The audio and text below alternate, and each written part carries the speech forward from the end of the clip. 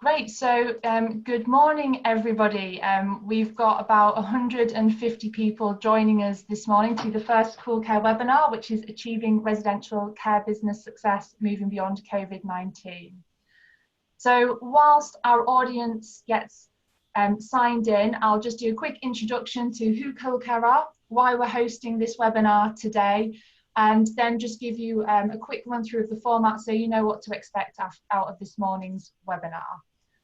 So for those of you who don't know me, my name is Fiona Hale. I'm the Managing Director of Cool Care, and Cool Care are care home management software experts. We've been delivering sector-leading care home management software for over 2 decades now, and our software covers all aspects of the administrative side of running a care home. So that's inquiries, occupancy, invoicing, through to staffing, rostering, time in attendance, and payroll, and the bits in between. And so we really exist to help operators to run efficiently, saving them time and money whilst helping them to boost their revenues through accurate capture on invoicing and exemplary occupancy performance through good inquiry management tools that we offer in the system. Our software is cloud-based and accessible from any device, which has been a real godsend during COVID-19, as it means that you can work completely remotely. As long as you've got internet and your login details, you're able to get on. So that brings us really neatly to what today's session is about and why we're hosting it. So Cool Care are really passionate about good practice in care home management. We are care home management geeks first and foremost, and software geeks second. And so we've been going out there speaking to our customers, to partners and our friends in the industry. And we could see that there's lots of insights that could be shared that give actually quite positive stories about how we will be able to move through this crisis and actually come out strong at the other end as a sector. And so that's what we really want today's webinar to be about. We've got 4 fantastic panelists, and they're going to be sharing with you their experience, their thoughts, and trying to give positive solutions that should help you as an audience to kind of clarify your thinking on this. And as a sector, I think the engagement we've had over the last couple of months in webinars has been wonderful, and we're really sharing intelligence in a way that we've not seen before. So Cool Care are really glad to be at the centre of that, and we hope that this is going to be the first of many webinars that we host. So quick note on the format before we crack on. So I'm going to ask each of our panellists to give a quick introduction of himself, so who he is, his business, and a little insight into how COVID-19 has affected them and their businesses. We've had loads of questions submitted in advance, so we expect the roundtable panel discussion to last for about 40 minutes, and we've grouped the topics into 4 clear themes that came out of the pre-submitted questions. So that's the built environment and future operating models, the role of technology, funding and investment, and planning for next time. And I hope through that we'll cover every area that you'd wanted us to talk about. We might not get through all of it, and as you're listening in, you might suddenly have a spark and think, actually, I want to delve a little bit further into that. So there is an opportunity to ask question and answers. So if you just type in your question, we'll then monitor that, and at the end of the session, we should have about 10 to 15 minutes where we can get through as many of those as possible. If you see a question that somebody else has asked and you'd like to hear that answered, you can upvote that. We're also going to have a few polls that we're going to run throughout the session to see what you're thinking, and then we'll be asking our panelists for a quick bit of feedback on that. So without further ado, what I'm going to do is I'm going to pass over to AK first of all and ask AK to give a quick introduction to himself.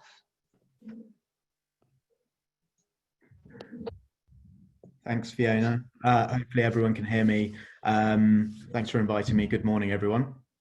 So I'm Al Karim Katra. I'm one of the directors at Country Court. Country Court's family business. We're currently operating 33 homes across England. Our business has expanded over the last 10 years through both development and acquisition, a lot of acquisition post the last recession. So we might come on to talk a little bit about that, I think, in this session. COVID-19, we've been impacted negatively, as I think pretty much everyone has. We had 2 of our 3 development sites closed due to lack of materials. We also suffered a 5% drop in occupancy. in the period from 1st March to end of June. We've been impacted by PPE shortages. We've been fortunate to maintain a healthy supply. The quantity and pricing has shifted materially, which has cost business a lot of resources. And I think that's a similar story across the country. In terms of things we've learned, and for everything as a panel discussion to come, but I'd say most of the things are fairly obvious. Having really good team people, regardless of the size of the business, has been really important for us.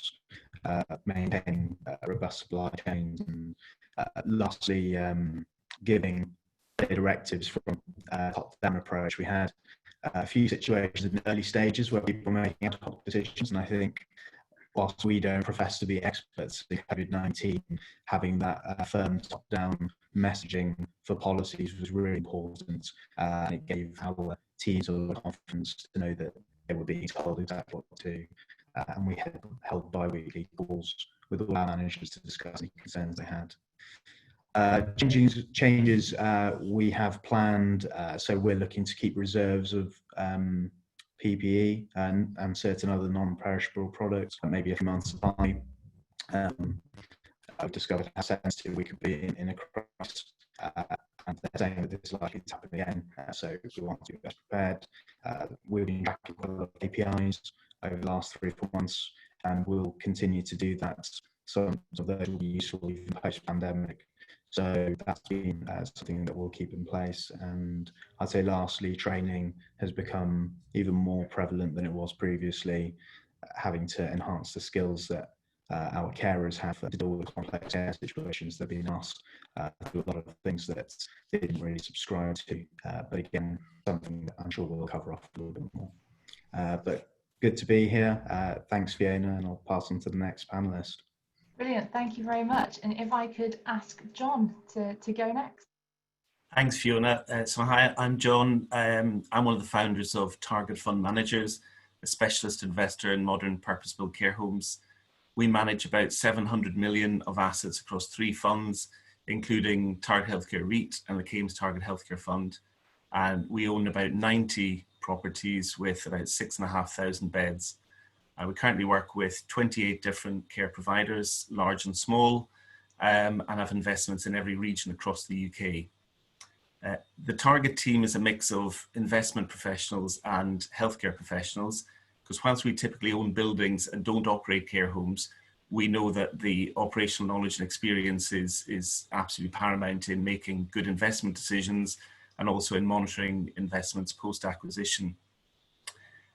We describe ourselves as an engaged landlord, so we typically visit all the properties that we own at least every 6 months, and we spend a lot of time in the city with our investors. So COVID's had quite an impact on the way we operate, given that we've all been sat at home for the last 3.5 months. We've had to get very used to new tech for us, so Zoom and Teams is a regular thing, daily thing. But actually we've probably had more contact with the individual care homes over the period than we normally have, with my healthcare colleagues speaking with home managers at least every couple of weeks. So I think we've had probably 500 or more contacts with the care homes in the lockdown period. Clearly COVID's had a bigger impact on our tenants, and you know, we've tried to help in the small ways that we can, whether that's in sharing best practice or assisting with PPE procurement, you know, or exercising flexibility in respect of lease obligations. So we've tried to do our bit to help. You know, what we learned during the time, I guess, where we have strong existing relationships, we've managed to function pretty much as normal. So that's been really pleasing that the tech is kicked in and it's all worked okay. But doing new things, so whether that's new investments or meeting new people or building new relationships or onboarding new staff members, that's something we still have a bit to work with in the new world. And that's me. Brilliant, thank you. And if I can pass the spotlight over to Matt next. Thanks, Fee. Good morning, everybody. Thanks for inviting me. I'm Matt Lowe. I'm Chief Exec of L&T Group and also Ideal Care Homes. So for those that don't know, L&T Group contains sort of 3 key aspects, one of which being L&T Care Developments, a developer of care homes up and down the country, typically doing sort of 750 beds or so each year, all 66 beds in size. So when we come to the size question of homes, might make me kind of count myself out. We also have Ideal Care Homes, which has 20 care homes currently and is on kind of a growth path at present. And also, of course, Cool Care, from which I obviously don't know as much as Fiona by any means, but you know, we're very pleased to have that in the stable here. I think under COVID, it's impacted us in many different ways, and I think probably it will come out in the discussion across the different parts of the business. Some positive, obviously some not so. Within our care business, direct care business, I guess we saw the same as most people have commented on in the sector, which is during April, sort of mortality rates probably nearer 3 times their normal levels. And then it's settling down through May and June. But that being, despite the same training and the same buildings, very regional based on what was happening in the communities around the homes. So I think sometimes people feel pretty bad that they may have had a home that's been badly hit and blame themselves. And actually it can just be down to when did they get it in their area and what were the community impacts of that. We are now seeing quite a lot of positives actually in that area in terms of inquiry levels, but there are still resistances, and across all the people we talk to, I think this is similar for people wanting to come into care, often because they're worried about when they can next see their relatives if they come in. And so how we get around the kind of the whole visitor issue is a real challenge for people.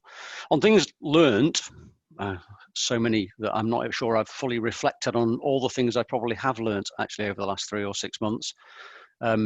The importance of systems, undoubtedly, and the ability when you have those systems to be able to still continue to support people properly through remote supporting protocols. I think fundamentally having fantastic people is just so important in this sort of environment, and the ability to communicate with those. So, you know, a huge degree of humility, I think, has been learnt over the last 3 or 6 months in terms of actually what you can communicate and what protocols and what processes and policies you can have. Actually, it comes down to the resilience and hard work of people on the front line, and you have giving them the tools in which to do that. And probably on a slightly more light-hearted note, the importance of the hairdresser as the 5th emergency service, because those of you that saw me a week ago, whilst this may not be perfect, it's a lot better than it was. On that bombshell, I'll hand over to the next panelist. Thanks, Fee. Thank you. No, I appreciate the haircut as well, Mark. Mike, last but not least. I can also reassure them that that Matt's haircut is significantly better than a couple of weeks ago. Hi there, I'm Mike Whitehead, Managing Director of Housing Care Homes. I started working for my aunt in a small care home in 2004. I think at the time I was 21, and I had visions of sitting in the office, running the business. My aunt had very different visions for me, and I quickly found that I was counted as a number on the floor. So it was a very good grounding. You know, personal care, meds rounds, how to plan and, you know, deliver a rota, all of the key operating functions of care home. We slowly built a group of 3 homes, and in 2014 we sold them. In 2016 I started another care group in partnership with a family office. We secured a large bank debt that enabled the group to grow really quickly. I think we purchased 270 to 300 beds in 3 years. Majority of the homes that we purchased were underperforming both financially and operationally. And I think it would be fair to say that the family office were more focused on the financial performance than the operating model. And I think that throughout that journey created a little bit of friction. And in 2019, the family office purchased my shareholding. I didn't waste a lot of time. And in 2019, in partnership with L&T, we created Housing Care Homes. Housing Care Homes is a group of 2 modern purpose-built homes, 132 beds in total. Alongside Halcyon, I have a shareholding in Tanglewood Care Homes, which is a group of 6 homes in Lincolnshire. That I think we've secured a pipeline of 4 new builds over the next 3 years. In terms of how COVID affected us, I think that in general, from an occupancy perspective, it didn't really affect us. I think I'd love to take credit for that, but I think it was largely due to the geographical locations. Lincolnshire and Suffolk were not particularly badly hit areas, and I think that one of the earlier panelists said that, you know, I don't think COVID it didn't discriminate against good homes, and so, you know, I think the effect of geographical location was probably the greatest factor in that. We did implement some financial strategies that supported staff. We created an emergency fund if any of them or their partners were out of work. We also brought in a costed shift, so that if COVID did come into the home and one of the shifts was particularly short, then staff still got paid an enhanced rate for the staff that did attend that. I think one of the things that we perhaps did a little bit differently to most people was at a really early stage, we managed to secure some testing kits. And I think that really gave a lot of comfort to both residents and staff. And I think that enabled us to actually, when we reviewed the sickness and the number of people furloughing or the number of people isolating, it was very, very low. And I think the only thing that we learned from that, and it probably wasn't necessarily a learning point, it was just it confirmed what we already knew, which was really the importance of the home manager. And actually, you know, we can put in place strong policies and procedures, but actually it was the home manager's ability to turn those into action. So I think that's my introduction, and I'll hand back to you, Fiona. Brilliant, thank you all so much. So without further ado, we'll crack on with the panel discussion. The first theme that we're going to talk about is the built environment and future operating models. And so we got quite a lot of questions about this area, and I don't think that's particularly surprising when you consider that 3/4 of care providers reported back to the NCA that they had concerns about the sustainability of their service.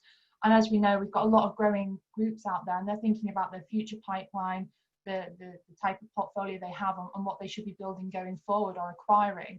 And so, John, if I could come to you first to kick off the discussion, do you think that the design of care homes and the built environment will have a bearing on future successful operating models? I think that COVID, in many ways, is just going to accelerate some trends that we're already seeing in the market in terms of built environment. So there has been increasing, you know, departure from the market of some of the older converted smaller properties that are, you know, even pre-COVID were more challenging to operate effectively and efficiently, with increasing regulation and increasing acuity of residents' needs. So, you know, if we look at, you know, in 2014, about 14% of the beds across the market were, you know, had wet room en suites. And by 2020, that's 26% of the market. And I think we're just going to see that sort of trend accelerate. I think there will be an increasing departure from the market from those homes that were just clinging on in terms of viability, and, you know, your ability to isolate and manage your client group in some of the oldest properties is just really difficult, and it's just so much easier to do that in a well laid out modern purpose facility. So I think it is important. I think it will, the built environment will become something that is more of a focus of families that are purchasing, you know, care beds for mum or dad. I think they will be more focused on, you know, the ability of that care home to manage in a pandemic or in an outbreak of an infection. So I think it will be important, yes. Thank you. And AK, I know you've got quite a spread in your portfolio. You've got probably the biggest mix of different sizes and different types of care homes. Going through COVID, have you seen a difference in how that's been able to be managed in your homes? And do you think that that's something that you're going to be considering going forward when you're looking at acquisitions? So of our 33 homes, we had COVID in 9 and were badly affected in 3. So we that was across a range of homes and so different types. And I'd say it's more about buildings as opposed to number of beds, those that have been easier to isolate residents and to adapt, easy to manage. Now, that typically goes hand in hand with newer, larger homes. However, that's not to say that they have to be big and new. It's very much how the home is laid out and its ability to isolate and to adapt, like I said. I mean, in a 30-bed care, for example, will still be viable in the right circumstances. In group scenarios, so fast, it would very much be an average weekly fee. If you're caring for residents with low needs in an area where you can attract good fees, then there's viability there. With new cost base for PPE that we're going to have to probably manage moving forward, that's going to become more important. And I think that if you're attracting lower fees and have a smaller home, it might be more difficult for a group like us to manage that home as efficiently. There'll be groups where, or kind of still home operators where they run the homes themselves, and that's significantly reduces the overhead burden, and so the fee maybe becomes a bit more manageable. So it's difficult to say, will they be less viable?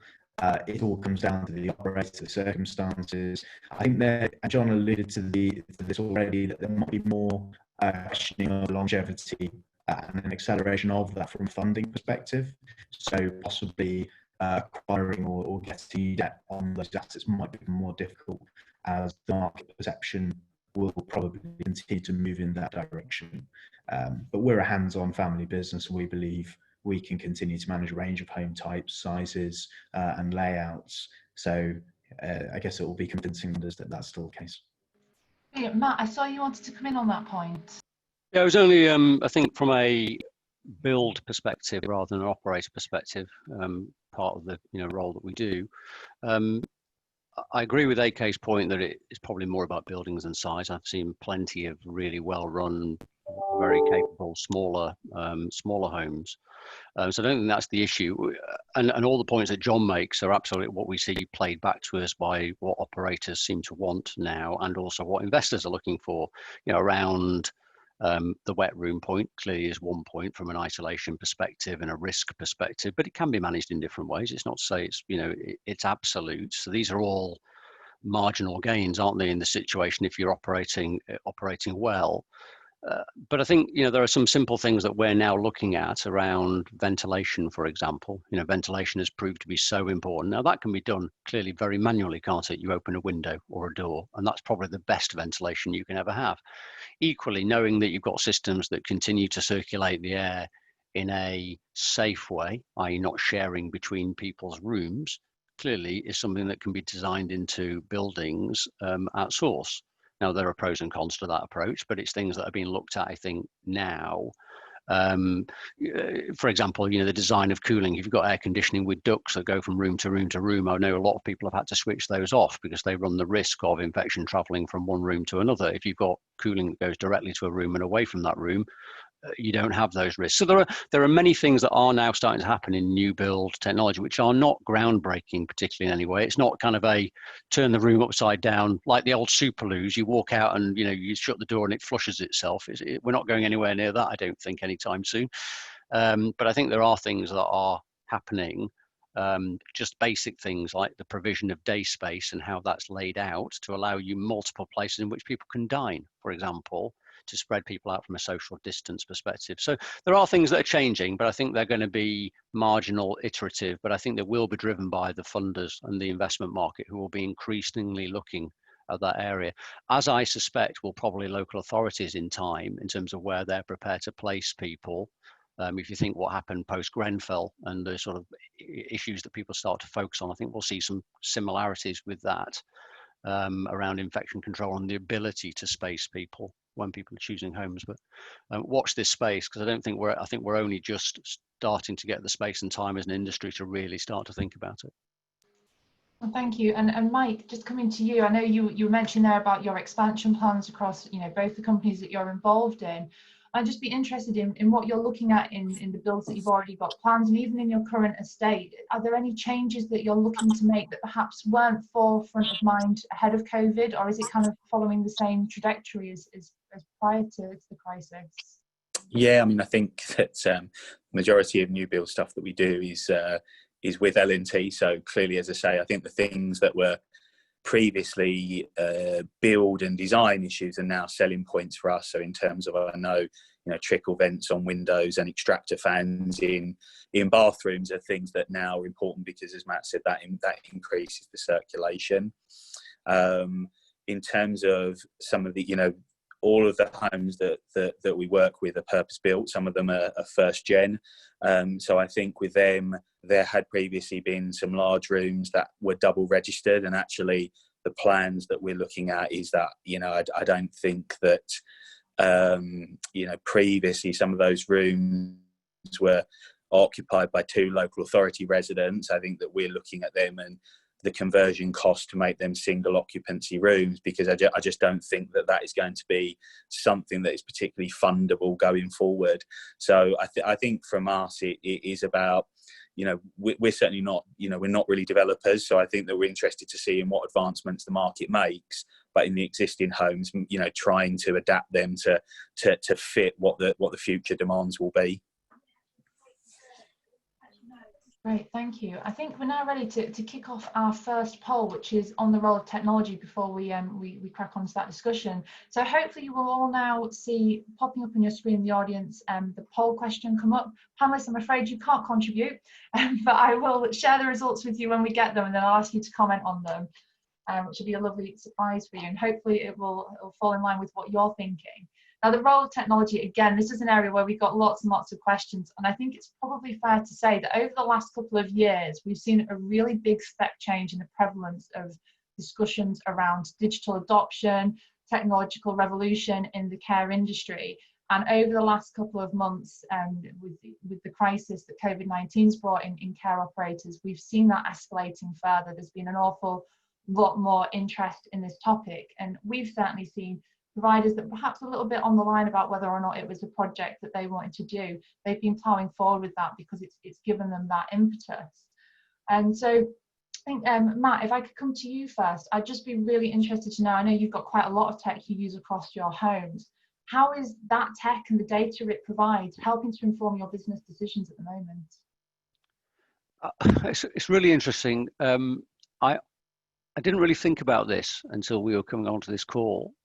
But I'm actually not sure, with the environment that we've just been in, how on earth we would have coped without it, with the number of homes that we have.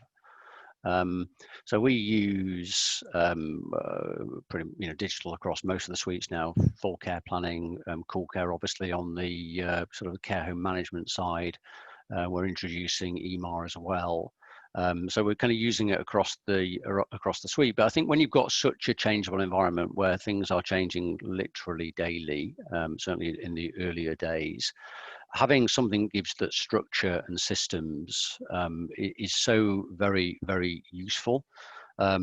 Be it how many people are on shift so that you can react, being able to plan rotas properly in advance and knowing that they're kind of assured relative to sickness, obviously. Being able to monitor people's care needs remotely when you're not able to go from home to home to home clearly is a sort of a big thing to have, even down to the simple things such as the infection control risk of pulling a care plan folder off the shelves versus using digital, for example, or indeed when you're pulling all the papers together to do an invoicing run.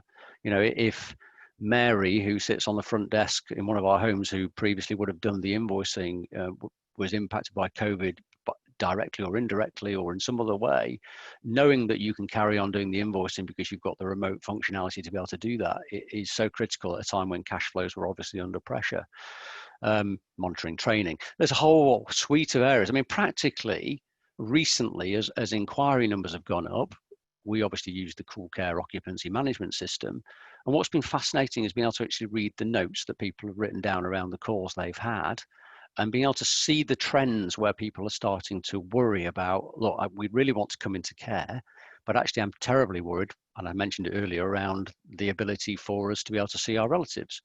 So then actually being able to learn that very quickly and play that back and talk to those people who are dealing at frontline level with those residents or relatives and reassure them about what we are doing and where we think that's going in a very kind of consistent way has been massively beneficial to both the relative and resident, who are obviously concerned on one side because they've got this kind of need and desire, but have got some concerns, but also to the staff team as well, who might be concerned that they're giving the right advice at a difficult time. So I think, you know, just simple things like that and making sure those things are being followed up. It's hard to imagine now, you know, in hindsight, it's hard to imagine how we would do that without the digital assistance.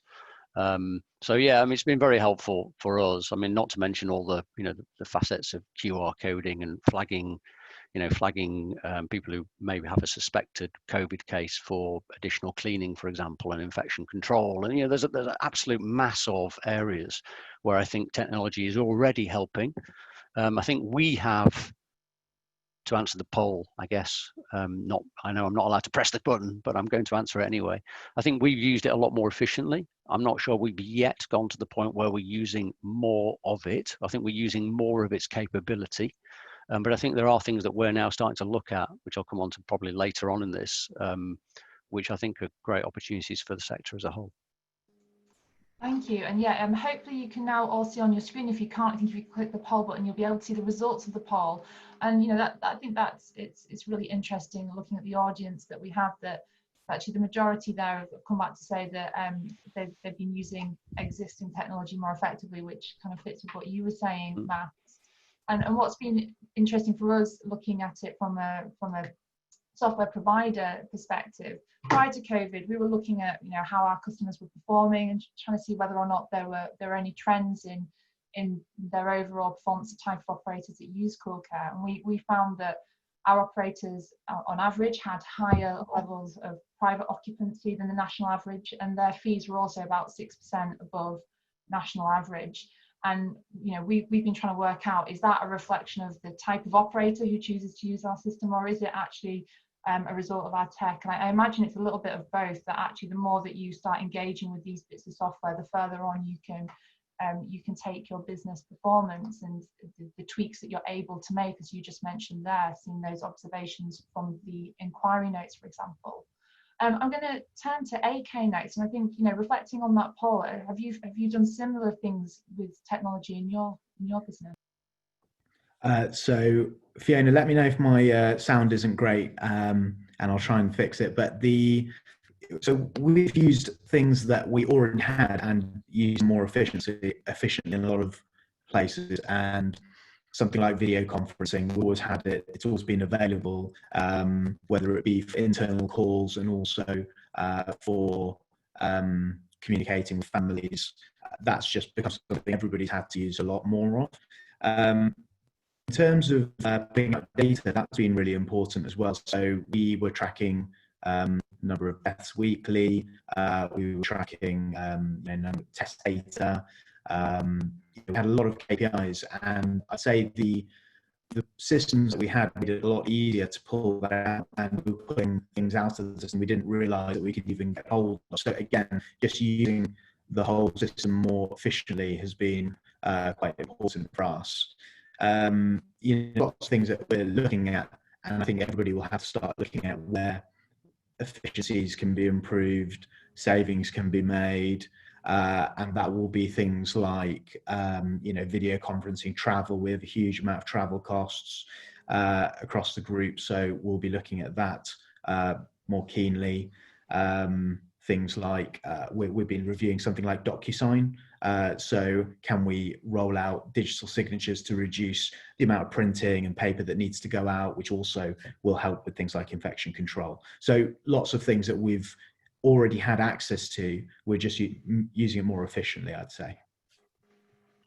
Thank you, AK. And so your sound was breaking up a little bit at the start, and then every time I went to mention it, it actually did better when I unmuted myself. So I might unmute myself. I'm not sure why it would be linked, but hopefully that'll stay a bit more stable. And for those that missed kind of the earlier points, I think what AK was talking about there were actually the KPIs and the data that you were able to get out of the system and using that more effectively. Mike, I know in your homes you've been obviously popping in technology. It's been relatively new because certainly in Halcyon those homes have been only open for a little while now. I mean, how did you go about choosing the tech you were going to put in there, and how's that evolved throughout COVID-19? Yeah, I mean, we were, to be honest, I think it was one of the most important decisions, the systems that we put in place, because I think we are probably, as an organisation, set up in a way that we rely on data for nearly every decision we make. I think that is just the way we are, and I don't necessarily think that means that we would always follow what the data's saying, but I certainly think it's something that is important for us to review. I think it's always our first step, and I think that we like to justify the decisions that we make based on that. So I think certainly, if we were looking at call care, I think as an example, one of the important things for us is obviously being able to review, clocking in, clocking out, seeing when, I think for us, we've sort of taken that a little bit further. So we're reviewing, care hours worked versus the budgeted hours, being able to track that from clearly being able to see that at the touch of a button. And then I think even going a step further and looking at the number of care interactions that take place when certain numbers and certain members of staff are on shift, and then being able to track that as almost an efficiency of the shift, and seeing consistently falls happen on this person's shift or when these people are present, and so I think for us we probably a little bit we probably go a bit overboard on data, but I think that's just the way we see the market moving forward. I think by being able to track those efficiencies of staff and who's performing and who's not, I think what that gives us is an idea on future recruitment, where there might be shortfalls, what skills we think are missing. I think in relation to COVID, it's obviously been incredibly important to manage, the inquiry management. I think, to touch on something somebody said earlier, I think our inquiries are pretty much back to pre-COVID level. Our conversion rate is still, much lower. But I think what the inquiry management system enables us to do is understand where to allocate marketing budget, understand our conversion rate. So I think when you put all of that together, as I say, I mean, we obviously chose Call Care. We'd worked with it previously, PCS, all of those systems that actually enabled us to get as much data as possible. And whether that's, some people might disagree, we are a particularly data-driven organisation that wants to be able to say, we made this decision based on this data and the evidence that it was giving us. Thank you. John, I saw you wanted to come in there. Yeah, I was just going to say that I think the direction of travel clearly is with increasing regulation and everything else, that, as Mike has just said there, that being able to evidence all the different care interactions is kind of increasingly important in your, engagement with CQC and other stakeholders. So, we work, as I said earlier, with 28 different care providers. So what we observed is, some of those are really hot on the technology they use day to day. So early in the outbreak, I guess we were getting really good KPIs and really good updates on what was happening in their businesses, real time. There were another cohort of people who were probably a little bit like what AK said. They had a lot of the ability in the systems, but they weren't using it pre-COVID, and they're now using much more of it. So as the weeks went on, the MI coming out of those providers, got better, and they had the ability to kind of access that probably all the way through. But now they're using it more, more of the functionality of what they've got. And we see that as a real positive kind of coming out of this.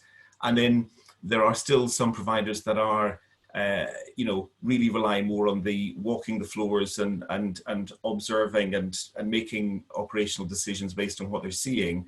And they found it more challenging when effectively homes are on lockdown and management are trying to kind of work, not visiting the homes all of the time. So I think it has definitely highlighted to many that they probably just need to make that next step, those that were resistant in kind of embracing the tech, because it's we found that those that really were on top of that and on top of what was happening in their businesses remotely have probably navigated the recent difficult times a little bit better.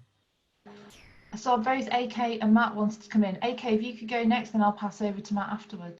Yeah, no problem. So I just wanted to add that I think technology is going to be really important for promoting our homes as well. There's obviously a huge marketing exercise that's needed for the sector to promote safety and connectivity and be able to demonstrate the type of tools that are available, video conferencing. We're looking at non-contact facial recognition, the non-contact thermostats to check people's temperatures as they're coming in. Now, whilst they might not be absolutely perfect in terms of outcomes for checking people who have COVID, it will give families, relatives confidence when they're coming to see a home or they're looking at a home's features that actually, this business is doing more than others. And I think that will become quite a big differentiating factor moving forward. Yeah, thank you. Matt? Yeah, so I think I was going to make one of those points as the same. I think the evidencing and the reassuring point is definitely going to be a bigger factor for the industry as a whole. I'm not sure that I don't think we see that as a competitive issue between us, but I think as an industry, I think we want to reassure people around those things. I think technology is the only way that we're going to do that safely. As I said earlier, we're always looking at ways in which we can kind of improve the buildings and the kind of the environment. But there are two areas that we've seen recently that we'd love to see kind of come forward in sort of faster strides in this sector. One of which being sort of the rapid testing. To AK's point around the sort of the heat testing, which we know it's a useful thing to have, isn't it? Because it will catch some, it just won't catch all, but it certainly will help. But the sort of the rapid testing that they're now prototyping in airports, for example, that is actually based on analyzing a swab of somebody's saliva, and it's done by supercomputers effectively very, very quickly. That sort of thing, if you could have that in every care home, would be just, completely landscape changing for everybody, I think. So, if that can be brought forward and supported by government, I think that would be a fabulous sort of area of development. I think the other area is we're seeing more and more people looking at and considering things like proximity management. So the kind of the sort of the tech that you might wear on your wrist, that will either tell you when a resident perhaps has moved from a location you might expect them to, maybe in the middle of the night, they've moved away from their bed for a period of time from a risk perspective, but could also say if somebody did get COVID, as an example, who has come into contact with them over the previous however long you want to set it. Now, there are all sorts of issues with that around, GDPR and dignity at work, and, are you tracking people and, all of that sort of stuff. But I think it's an interesting technology to consider.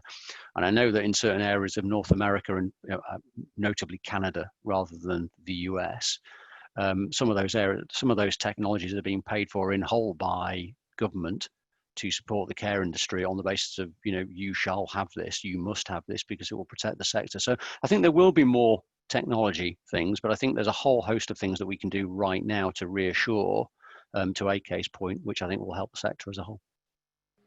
Fantastic. I'm really conscious of time and we've got another two topics that we want to cover. So I'm probably going to kind of merge those together, but starting off by just coming to you, John, to talk around funding and investment and kind of what the perspective is from funders and landlords.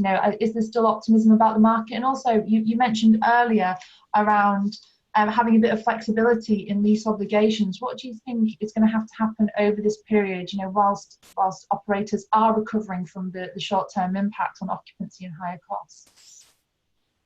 Okay, we'll start on the first part of that, Fiona. I guess we're optimistic still about the medium and long-term prospects for the sector. So we don't think anything has materially changed in that regard. And I think taking a step back, the wider investment market, if you consider all of the other different real estate asset classes that institutions invest in, lots of those have much more challenging futures in the short term. So, retail and office investment markets are probably facing a very uncertain future at the minute.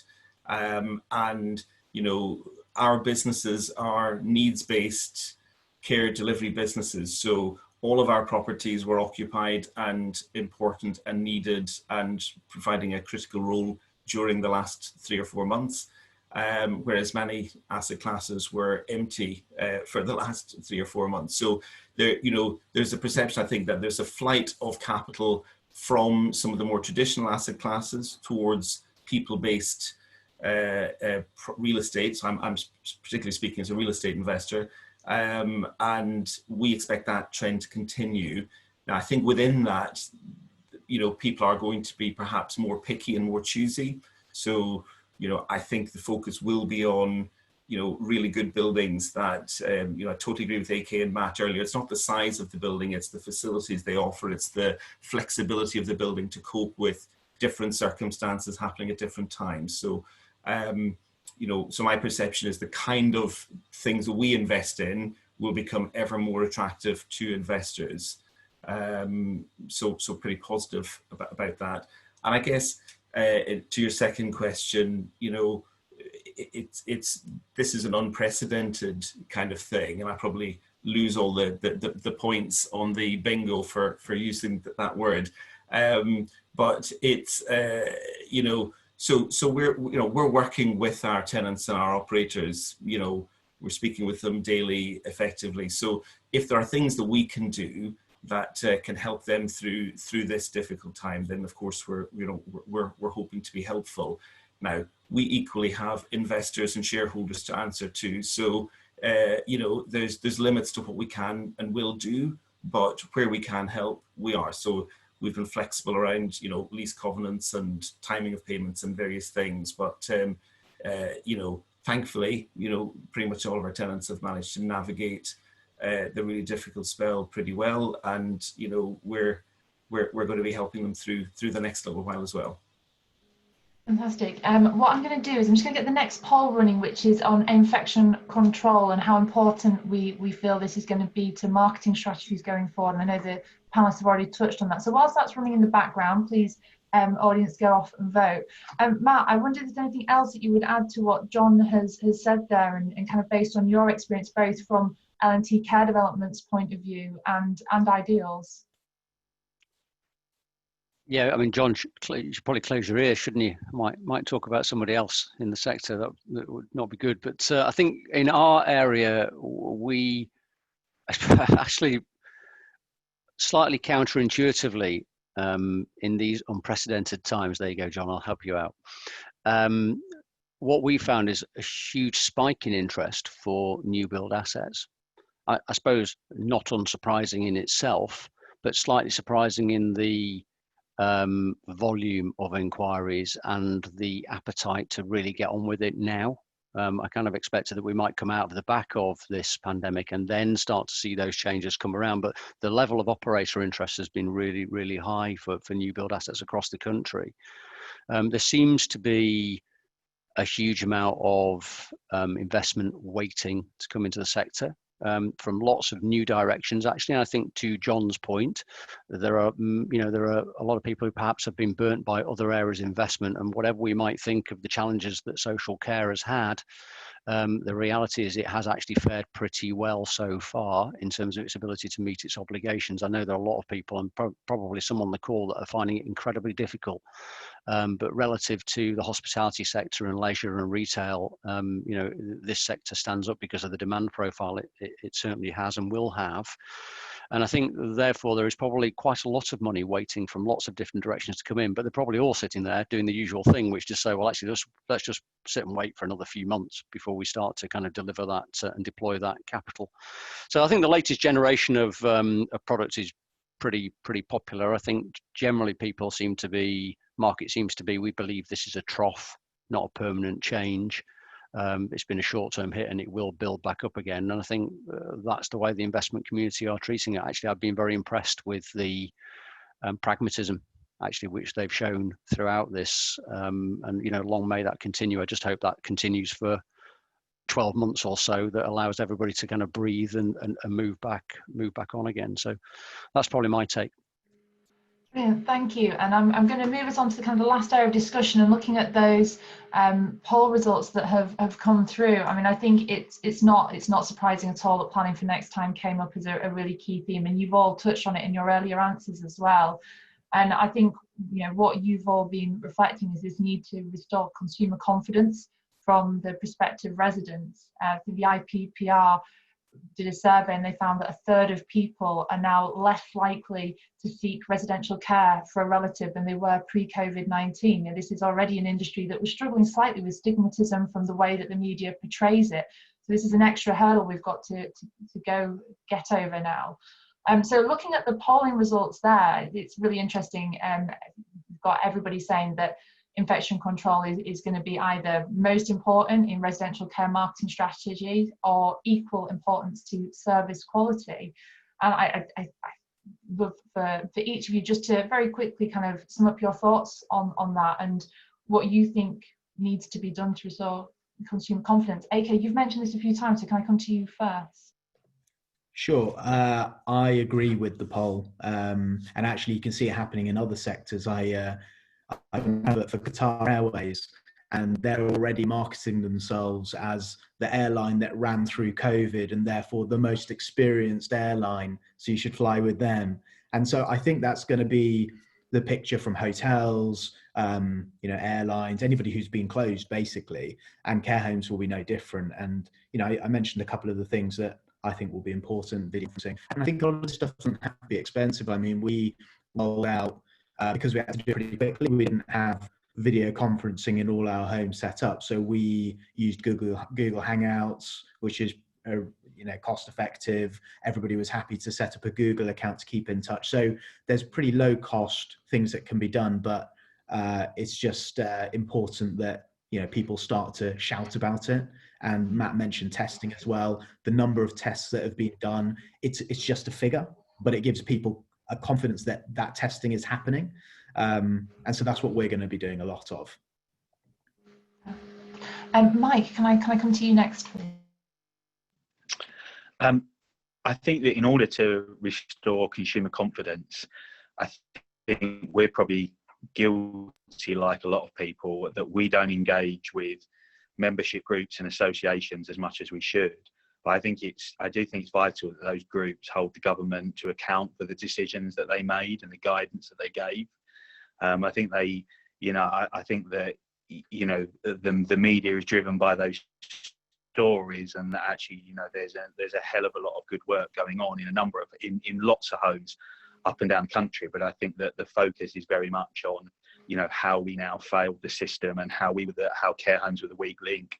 So I think that, you know, while we can carry on getting the good news stories out there, I do think that it's important that the government are held to account for the decisions that they made and the situations that they put us in. We're losing you a little bit. I think that equally. Oh, okay. Oh. Is that any better? Yeah, we've got a little. We can hear you. There's a slight delay, but that's fine. Oh, okay. Yeah. No, I mean, for me, it's important that, you know, on the back of this, a long-term funding solution is found, because I think that would also change change the perception of the industry that we're not all out to, you know, to take elderly people's homes from them. We are there to try and provide a good quality of care. Oh, Matt, can I come to you next? You can. There's not a huge amount to add. I mean, I think, you know, reassurance evidence is key for sure. I also saw the Qatar Airlines advert the other day. I thought, well, that's interesting. I also, you know, went to sort of tested out going to a restaurant on Sunday evening, of what I thought would be a quiet time. And they had kind of big sort of posters at the gate saying all the things that they were doing, all the things they were asking staff to do, etc., to kind of reassure people. And I think that's something that we've already taken, and, you know, we'll be at the point when people are coming back into our homes, we'll be using the VMB boards, for example, through Cool Care, to put a lot of that messaging up and on the screen, so that when people come in, they'll see what exactly we are doing to keep people safe via infection control, and what we expect of visitors and staff alike in that messaging. So I think, you know, it's going to be a lot around infection control, and all the things that we do, how we're keeping people safe. I mean, there's not a huge amount more to say on it, but I think we just have to work collectively as an industry on it, and not seek the opportunity to kind of, start getting into quibbles with the home that may be a mile down the road. I think it's much more important that we build confidence as a sector as a whole. Thank you. And before we go into the Q&A, just going to ask John for your final concluding thoughts. I guess I don't have a lot more to add to what the guys are saying. I think in terms of restoring confidence, we've mentioned earlier, one of the key things is to give people the confidence that they can visit their loved one once they move into the care home. So I think we've seen lots of innovation on that with what people are doing just now in terms of creating safe spaces that allow visits to happen, without perhaps bringing more people into the building and risking, infection transmission. So I think, as the guys have said, people are now far more knowledgeable, I guess, on care homes. There's been a lot of spotlight on the sector. So there will be lots of questions, from loved ones around how you evidence what you've done, what you're now doing, and how you fared through this difficult spell. So I think, as the guys are saying, it will all be how we respond and give confidence to people and the answers we give to those questions. Thank you. And I'm run really short of time. I'm going to run for just another 10 minutes just to get some of these Q&As in. Is that okay for everyone on the panel? Thank you. So I'm going to get the final poll running in the background whilst we chat on those things that have been submitted during the discussion. So hopefully the final poll should be appearing now for our audience. Question received from Richard Bockel: what technology are you missing, or how can technology providers improve their services for you as a provider? Does anyone like to come in on first on that? In that case, I'm going to pick AK. Fiona, sorry, could you repeat the question? Yeah, no problem. It's what technology are you missing, or how can technology providers improve their services for you as a provider? So we are midway through the rollout of electronic care planning. And so that's something that we currently don't have. And so we've had a pretty good idea of how it's worked with and without it in different homes. The move has to really be towards that direction, as we talked about it a few times. Families are going to be more engaged. Transparency is going to be very, very key. People will know what's happening in the home, why it's being used, whether it's PPE or just care-related matters.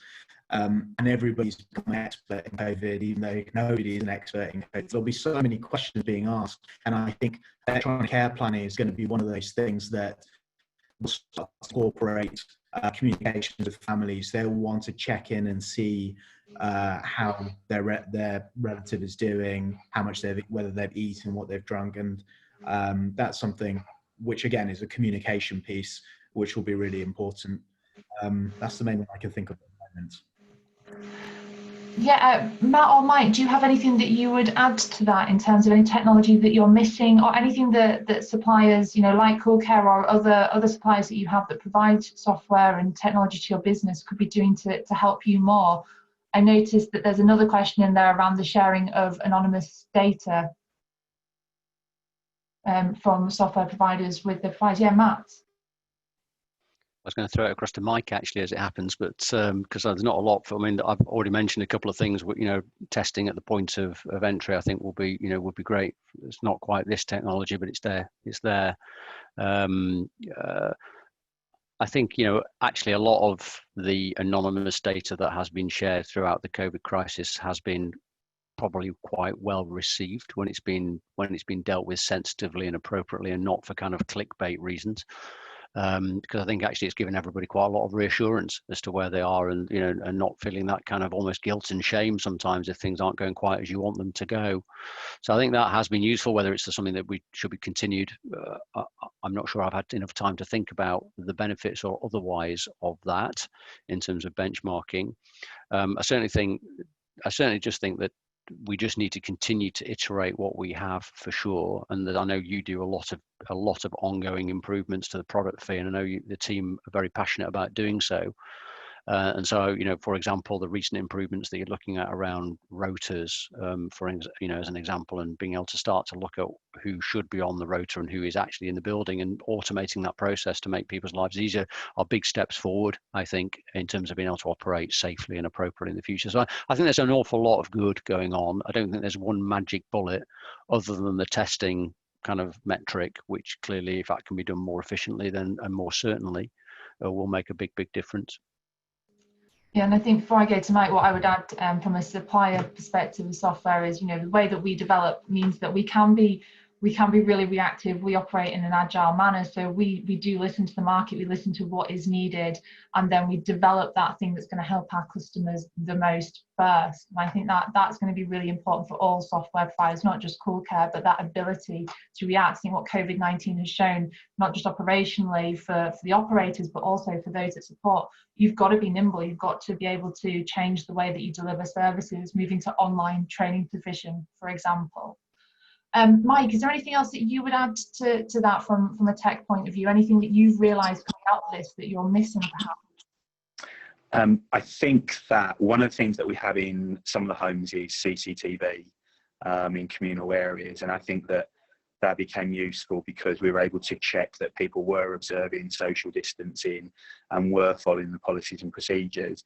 I think that there is a little bit of a grey area on whether that interferes with people's dignity, but I think in terms of development, I think we already have staff clocking in, clocking out.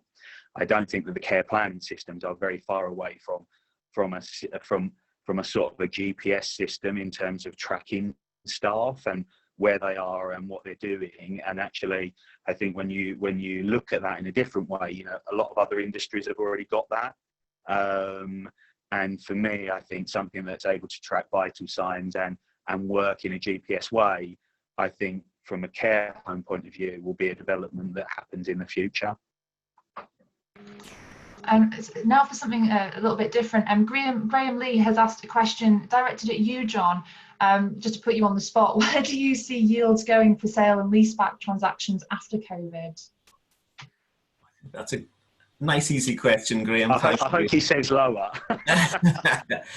Yeah, nice, easy question. I think no, it's a good question. I think clearly, we're speaking with lots in the valuation community, and we're looking kind of long and hard at all of this ourselves. I think before we maybe had a two-tier investment, two-tier approach in terms of the sector, and maybe we're going to see more of a three-tier approach kind of emerging. And I think for the really best assets with best operators, I think there's a reasonable chance that yields will continue to harden. The pricing will remain strong. I think at the other end of the spectrum, I think that yields will go out and valuations will be more of a challenge. Difficult to be any more prescriptive than that, I think. Thank you. There's a few questions that have been submitted around workforce, and I wonder actually, Matt, if I can come to you first on these. I'll kind of try and sum them up, but the questions seem to be around what controls you've been looking at putting in place. I know you've touched on some of them, but the kind of the useful metrics that you've used to ensure that the employees are operating compliantly, looking for early warnings and troubleshooting within your home. And the second part of these questions seems to be around the investment that you're looking to make in the workforce itself. Okay, I mean, the first point I think is probably a system that we use and have used. So we have a very because I guess we're very fortunate that we have a lot of overlap in the standardization of our homes and the number of rooms they have and the sort of clients that they take. So actually, we have some pretty rigid structures around the rotas that we have. And that obviously makes life pretty easy in a Cool Care environment where I can see on a dashboard every single day how many people have clocked in, to Mike's point earlier, and in what roles they are. So we can see very quickly if there are issues, but we're very planned in advance. So we should already know those issues there. I mean, delightfully, we've had almost zero agency throughout the period. I think as a result of having some very engaged and very talented teams but also some of those systems that we've used. So that gives us, because you can see it live, it can't be any more early warning than that, really, that you can see on the screen and kind of monitor it. And you can see the exception reporting between different homes because they are standard. And why is that one different to that one? That shows up very quickly. Obviously, on the PCS side, because you can monitor it all the time, again, when the last cup of tea, when the last fluid, when the last movement, when the last turn, when whatever all those things are clearly there and live. So I think without that sort of information, it's probably difficult to do the sort of job we are doing today. I'd rather probably turn to the staff point, actually, and I think from a reward perspective, and what we're looking to do in training, obviously, will be much more. We have been blown away, as I'm sure many homes have been, by the amount of gifts of food and drink and chocolate and other things that have been provided to our staff teams, both by ourselves but also by third parties in the community. So I think there's a lot of that, and I think there's a huge swathe of people that look at this and go, well, when we're through the other side and we're all in a position to do so, clearly we want to continue to reward and incentivize the very best staff, and because they're the people that have taken the burden on this, and I don't think there's any kind of argument that that's the way that should be. Thank you. And actually, picking up on a couple of bits that you mentioned in there, and certainly around the low use of agency, and I know even running up into COVID-19, it's something that operators asked us a lot about, and we produced kind of a very simple way of monitoring agency usage. And actually, I kind of want to turn to AK on this, because I know when we were speaking the other week, you were talking about your view on agency, and that actually, much like Matt, you keep your agency very low, and even through this, you were explaining to me some of the measures that you've taken to make sure that you could staff your home without agency. It'd be great if you could just talk on that a little. Yeah, so we're similar. We don't use agency at all at the moment in the group. We only really use it for one-to-one contracts for specific cases. But the way that we've managed to drive that down, and has also helped us through COVID, this was something that was put in place prior, is just having centrally based teams of carers who are paid slightly more, relief chefs, who can basically go out to fill in shifts where required, where there are vacancies, and they do receive enhanced pay to do that. And so that's allowed us to keep agency fairly low. And also, we weren't very keen of using agency anyway, because there's no control around exactly who's going to be attending the training that they've undertaken. Is it in line with the training that we would have required, or the enhanced training that might be needed during COVID? How to use all the PPE we purchased, which might be slightly different to what they used to. So lots of reasons why we wouldn't want to go down that route. But centrally based teams, relief teams, we were calling them. And I think that with redundancies in other sectors, there'll be more able people who are willing to fulfill roles like that. So we'll continue to recruit those people.